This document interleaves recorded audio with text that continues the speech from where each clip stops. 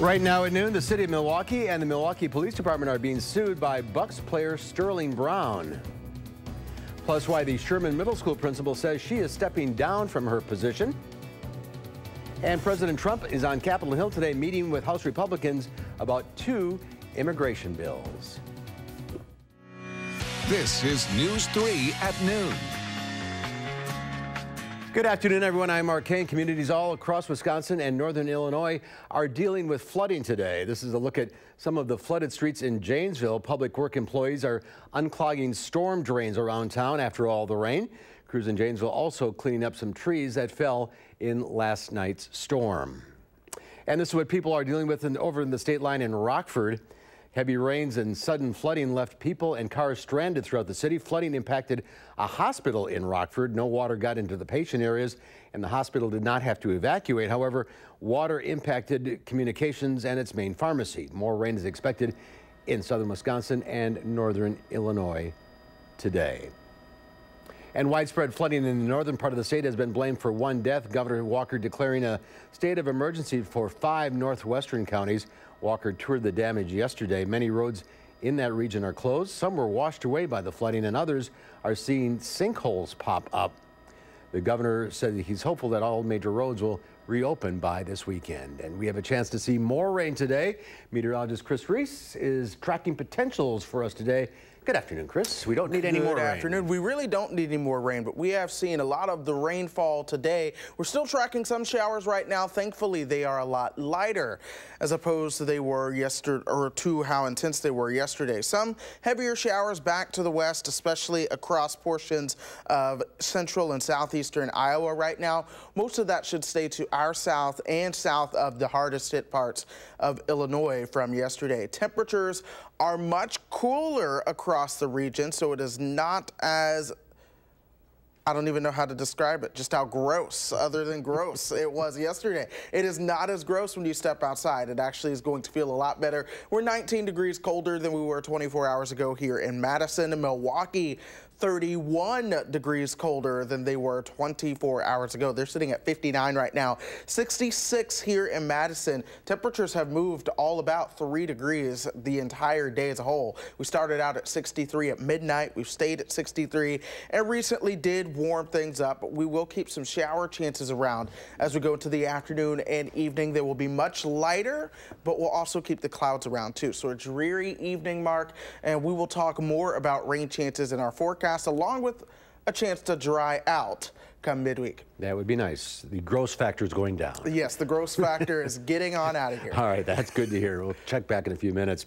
Dane County leaders have declared slow no-wake restrictions for several lakes in our area. Orders for Lake Monona, Waubesa, and Kaganza are effective immediately. Levels on Lake Kaganza are exceeding 100-year flood levels. And if your plans depend on the weather, you need to get our accurate 12-hour and 10-day forecast and up-to-the-moment traffic information on the go. Download our Channel 3000 First Alert Weather and Traffic app and be the first to know. The teenager shot at a gas station on Madison's east side last week has died. Madison police were called to the Quick Trip at 4402 East Buckeye Road, just off Stoughton Road, at about 11:45 Wednesday night for a report of someone being shot. Officers found 15-year-old Myra Kimbrough of Cottage Grove with a gunshot wound. She was later taken to the hospital for treatment. The medical examiner's office says she died Friday at a hospital of firearm-related trauma. Police say their initial investigation is leading them to believe the shooting was non-intentional, but the investigation is still ongoing. Kimbrough was a sophomore at Monona Grove High School. The district says our thoughts and prayers go out to Amara's family during this time of loss and grief. Officials said counseling support will be available over the course of the week. The Dane County Medical Examiner's Office has identified the Edgerton man killed in a crash on Highway 73. Officials say 24-year-old Cole Trick died in the crash. Officers responded to Highway 73 near I-90 in the town of Albion around 11:20 Saturday morning. They say the crash happened between a minivan and the motorcycle driven by Trick. Officials say the 71-year-old woman driving the minivan turned left to exit onto the interstate and hit the motorcycle. The investigation is still ongoing. Milwaukee Bucks guard Sterling Brown is suing the city and its police department because officers used a stun gun on him during his arrest for a parking violation in January. Brown's attorney filed the lawsuit in federal court today, alleging excessive force and unlawful arrest. Brown had been talking with officers while waiting for a citation for illegally parking in a disabled spot. Officers swarmed Brown and took him down because he didn't immediately remove his hands from his pockets. The police chief apologized to Brown. Brown wasn't charged, and 3 officers were disciplined.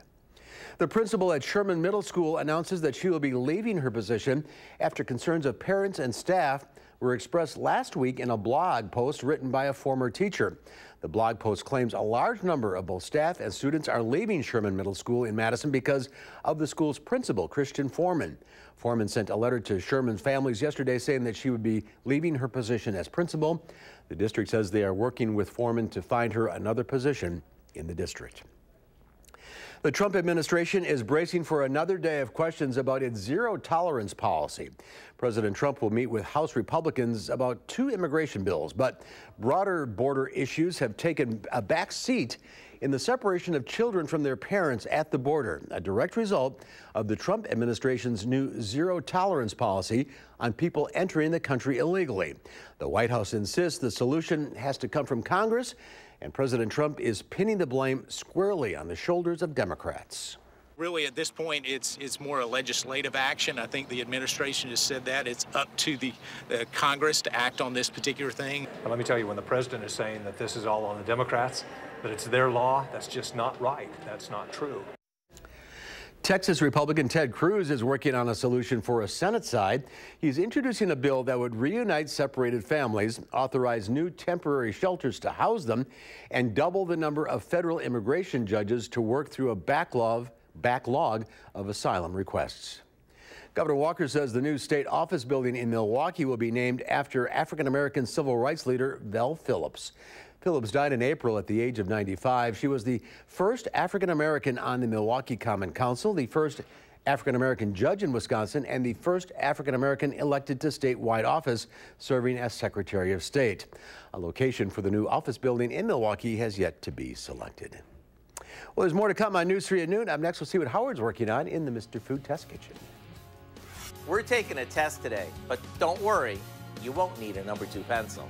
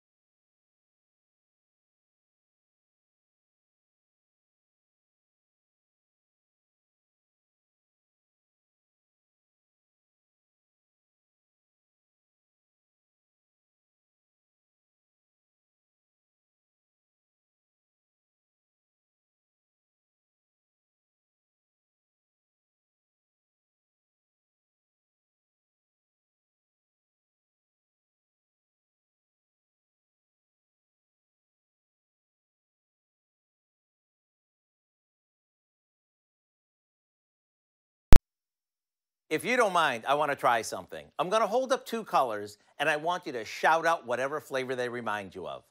Red and white. If you guess peppermint, that's what I was thinking too. Okay, how about yellow and green? If lemon lime came to mind, you're 2 for 2. Okay, just one more. How about orange and cream? If all of a sudden you're craving a creamsicle, then you've passed the test with flying colors. And since creamsicles are one of my favorites, let me show you how to make a cool and creamy layered pudding that uses those 2 colors, or shall I say flavors.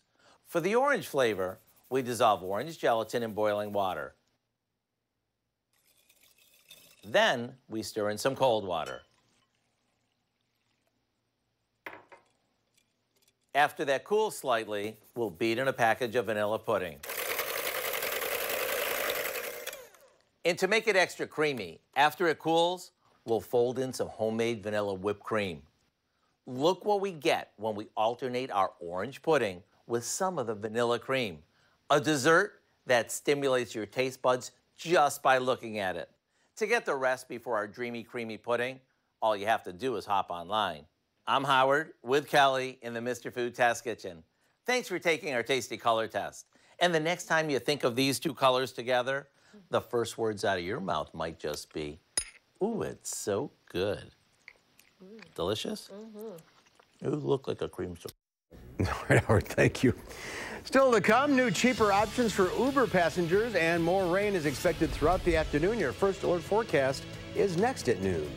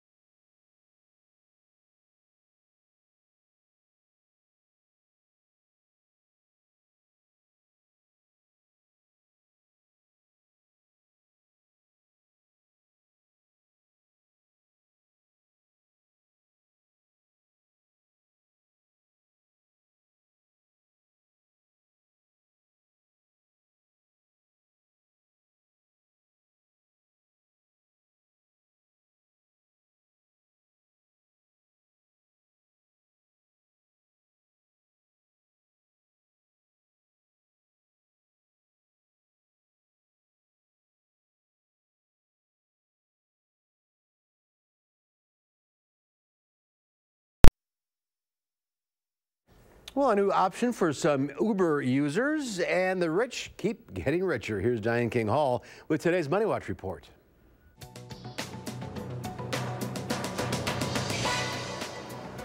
A sell-off rippled around the globe after President Trump escalated rhetoric in a trade dispute with China. President Trump is threatening to slap tariffs on an additional $200 billion of Chinese goods.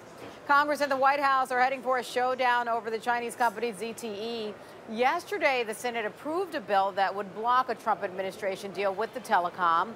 The president wants to lift a crippling ban on the company put in place after it violated sanctions on North Korea and Iran. The House still has to vote on the bill that would keep the ban in place. If it got to the president's desk, he could veto it. Uber is trying out a new feature that will let travelers wait for cheaper rides. The company is testing the option with its employees in San Francisco and Los Angeles. Uber says affordability is a key reason customers will pick shared rides, and it is experimenting with other ways for riders to save. And the rich keep getting richer. According to Capgemini, the total wealth of the world's millionaires topped $70 trillion for the first time last year. The increase marks the 6th year in a row of rising wealth. Net worth rose thanks to stock market gains and an improving global economy. And that's your CBS Money Watch report. For more, head to cbsmoneywatch.com. At the New York Stock Exchange, I'm Diane King Hall. Diane, thank you. The Dow Industrial is down 327 points at the noon hour. The NASDAQ is down 61. Chris is here now with the weather. Along with the Dow Industrials, our temperatures are falling. Temperatures are falling. The rainfall is stopping to fall in terms of how hard it fell yesterday, but over the past 48 hours, Mark, people have picked up a lot of water, and I mean a lot. Check out Columbia County, and this is a radar estimate, so it's not the official, but if you look at reports from the area, a lot of folks were in the ballpark, but 6.2 inches of rain across portions of Columbia County, pretty much across all of south central Wisconsin. You received anywhere from about 1 inch of rain through 3 to 4 inches of rain. That's what we've received here at the station this weekend, and then upwards towards 6 inches of rain or so. The Northwoods have seen even more rainfall totals this weekend. Once again, it's a 3 to 5 swath. Some places getting a little less, some places getting much more, upwards towards 8 or even 10 inches of radar estimated rainfall. But what I want to show you all is the pattern of this rainfall from essentially West Texas up through the upper Midwest and Great Lakes. That's where you see most of the rainfall. Some showers across the deep south, some heavy rain across southeast Texas. That is actually tropical moisture from a region of low pressure. But if you remember the ring of fire I explained a couple weeks ago, it's pretty much been a similar setup. We've had the same thing just on the eastern half of the country with a big dome of high pressure pretty much over the Mississippi River Valley. That's tapping into tropical moisture from the Gulf of Mexico and driving that in to the northern plains and Great Lakes region. That's why it's just been so hot, so humid for the past several days. That southwesterly wind pulling in that tropical moisture. You saw your dew points in the 70s. To the north across Canada, it's been much cooler. We've had a stationary front in between that. This is known as a temperature gradient, where you have your warm air just south, your cooler air just to the north, and that actually leads to rising air, which promotes regions of low pressure right along that region. So we've had these waves of low pressure moving along that front pretty much all weekend long. That's led to the scattered showers and thunderstorms that have developed and really put down a lot of water across the north. These things have put down so much water just because there's been so much moisture into the atmosphere coming all the way from the Gulf of Mexico. Now, we are not tracking as heavy of rain out there now. Still some showers a little bit back towards the west along the Grant and Iowa County border. Some coming in just south in Illinois as well, but it's not as heavy as we saw yesterday. That's because dew points are not as high. Yesterday, Janesville had a dew point near 80 degrees at this point. Here in Madison, dew points were more so in the low and mid 70s. So these dew points that are lower means the air is just a tad bit drier. And after all the rain that we got lately, it's just going to be hard to truly put down that much rain from these showers and thunderstorms that are coming in tonight. So they'll still be there, not as intense. Temperature-wise, we are cooler, 66 degrees right now, 70 in Janesville. And we've pretty much been in the 60s all day long. We'll continue to watch the cloud cover. That's a sight you'll want to make sure that you get used to if you're planning on being out and about today. It's going to be a while for that cloud cover to cover. Or cloud cover to clear. We still do have that stationary front nearby high, and it's gradually sinking its way to the south as a cold front, but it's very slow moving. It will eventually take some of the cloud cover with it, but it's going to be slow to do so. Regions of low pressure will keep rain chances around, but most of those rain chances this week should stay to our south, but we cannot rule out the chance. Temperature-wise tonight, we're going to stay pretty much in the 60s, lows falling towards 60 degrees with cloud cover by the time we get you towards tomorrow morning. But this afternoon, do expect temperatures to top out in the mid and upper 60s. 70s return as we get you towards Wednesday. We keep those 70s around pretty much all week long. By Friday, 71 degrees. There is a return of the chance for showers and thunderstorms towards the start of the weekend, but then we get rid of those. So that's a good sign. We do want at least some period of dry weather so those water levels can go down. It looks like the best chance to see that is early next week. Yesterday, I talked about a system moving in that had the chance to make temperatures a little bit cooler. So I did go ahead and bump the temperatures down, but that could be a Canadian high, some dry, cool air. That's what we need. A lot of sunshine. That is exactly what we need, and it looks like we just might get it. We'll keep a close eye. Nice respite from what we've been dealing with. Absolutely. And summer starts what, Friday? Summer starts Thursday, right as the cool down begins. There you go, right on schedule. All right, Chris, thank you. There's more to come on News 3 at noon. Up next, a California boy has graduated college, and he's only 15 years old. We'll meet him and find out what his future plans are when we come back.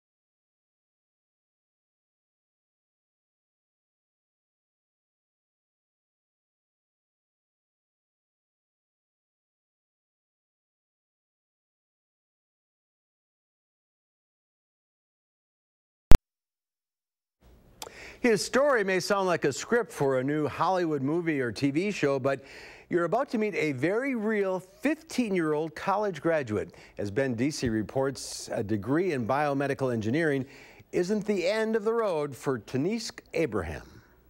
Hypothetical boson particles. The first time I met Tanishq Abraham, he was just 9 years old, and I was just... I brought my checkbook for you. Would you mind balancing that for me?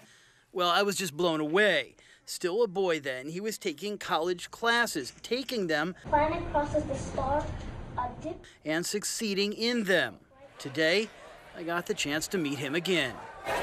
Good to see you again. Today, Tanishq graduated from the University of California, Davis with highest honors, summa cum laude. He earned a degree in biomedical engineering at 15 years old. Of course, I feel very happy, very excited, and I'm very proud of my accomplishments. At the graduation ceremony, there was plenty of pride to go around. He's got a lot of passion, and we have to keep up with him pretty much. So. Yeah, and then just help him, chauffeur him around pretty much. Loving parents to chauffeur him around because he can't yet drive. He designed a device that could measure the heart rate of a bird without touching it, but doesn't yet have his driver's license. Tell me you're taking a break at least tonight. You're doing something fun. Yeah, I mean, I've been taking a break for this last week since I finished my final exam, so that's for sure. He says he's been watching a lot of movies. And as for the future, back into the lab at Davis for a PhD and eventually medical school. See, Tanishq has big dreams, not just for himself, but for you and me. Dreams of finding solutions for our problems. Yeah, of course. I think what everybody likes to say, and what I am also interested in, is of course cancer, and developing new treatments for cancer, more effective treatments for cancer. He's 15 years old. Impressed. Reminds me of myself somehow. In no way does it remind me. So, whatever floats your boat. And we almost need a boat on some of the parts of the state. We have had a lot of rain lately. This stationary front is really officially a cold front at this point. It's very slow moving. It's gradually worked it's taken several days to cross the state of Wisconsin, if that says anything. Now to our south, some rain chances associated with that will gradually move to the south as well. High pressure sliding in from the north. So up north, where the flooding is the worst, they should dry out first with some sunshine coming into the picture by Wednesday. But for the southern half of the state, expect some of that cloud cover to stick around. It'll be filtered, so some peaks of sunshine should be there. Waves of low pressure riding along that will bring rain chances, but most of those rain chances remain to the south as well across Iowa and northern Illinois. But here tonight, temperatures falling through the 60s to about 60 degrees, some cloudy skies overnight. I cannot rule out any rain chances to be associated with that either. But nothing heavy like we've had. Nothing heavy like we've had. Dew points are lower, moisture is lower, but still the chance for rain. Let's get that front out of here. Yes, absolutely. All right, and we are getting out of here as well. We'll see you back here at 4. In the meantime, have a great afternoon. Making plans that are weather dependent? Get an accurate 12-hour, even a 10-day forecast. Download the Channel 3000 First Alert Weather app and start planning.